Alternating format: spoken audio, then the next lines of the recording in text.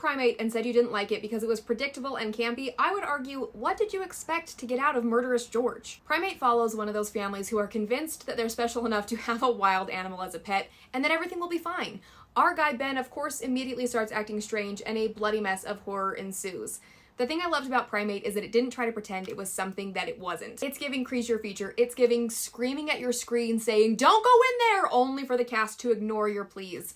It was tense, it was gory, and it was one of those movies that reminds you how fun it is to be scared in a controlled environment. Also, I found out after seeing this movie that Ben is played by an actual actor, not CGI. Love seeing a practical effect with a guy in a suit. I'm actually going to post a video right after this one talking more about the creature design and practical effects stuff, so go watch that if you want to nerd out with me on this subject. I saw a lot of negative reviews about this movie, and for the first hour or so, I was sitting in the theater going, "People are nuts! This is so good! It's so fun! Daisy Ridley, what a dream!"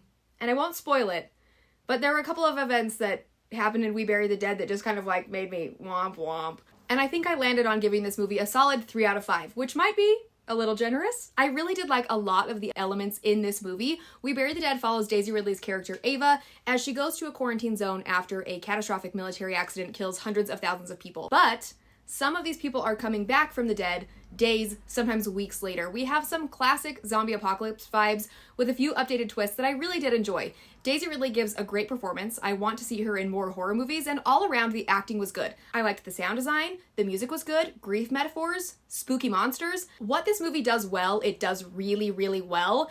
And I can't tell you too much about the stuff that didn't work for me without giving away some big plot points, so I'll say this. It's a solid, middle-of-the-road zombie apocalypse movie. It's nothing genre-defining or mind-blowing. I've definitely seen worse, but I do think it's worth the watch if you go in with an open mind and just have fun watching Daisy Ridley kick ass. I feel like people were pretty divided over this movie, so I'm just gonna say it.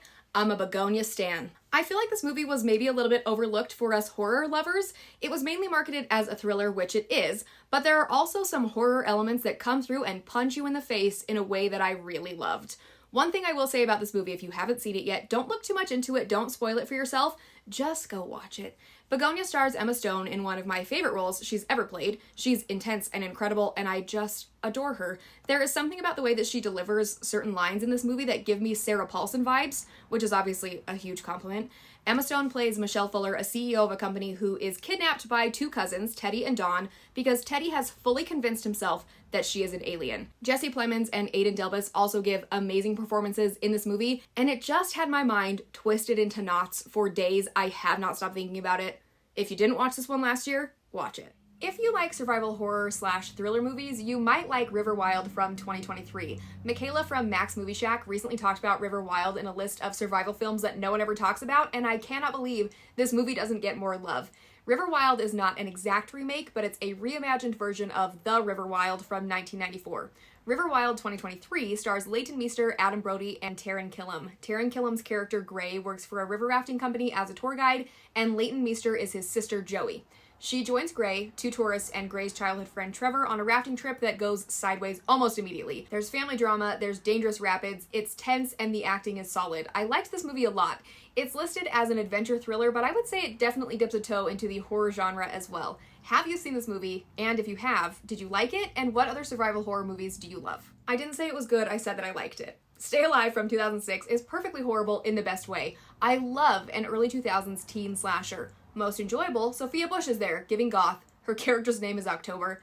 10 out of 10. Also, Frankie Muniz is there. It's a great movie, okay? This group of friends are all wonderfully insufferable as they play a video game called Stay Alive. But it turns out when you die in the game, you die in real life, and they have to solve the mystery of what exactly is causing this to happen.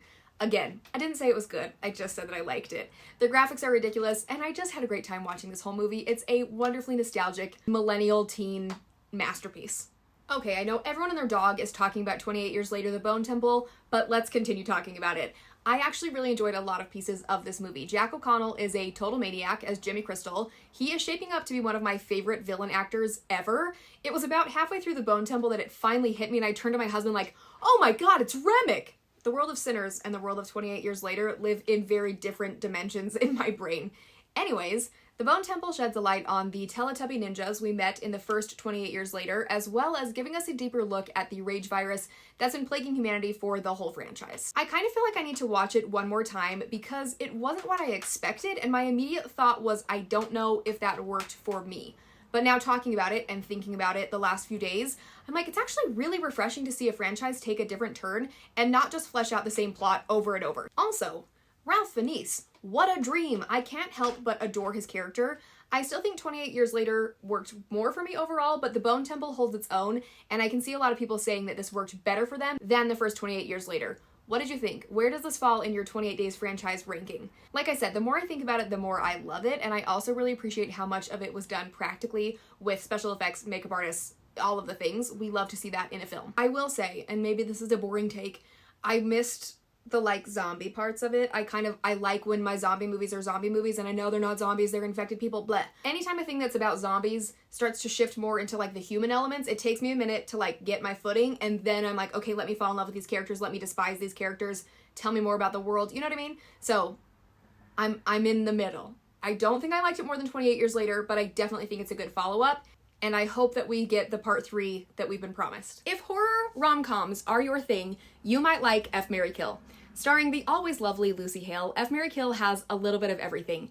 Lucy Hale's character Eva is newly navigating the dating apps while a serial killer is on the loose using the dating apps to find his victims.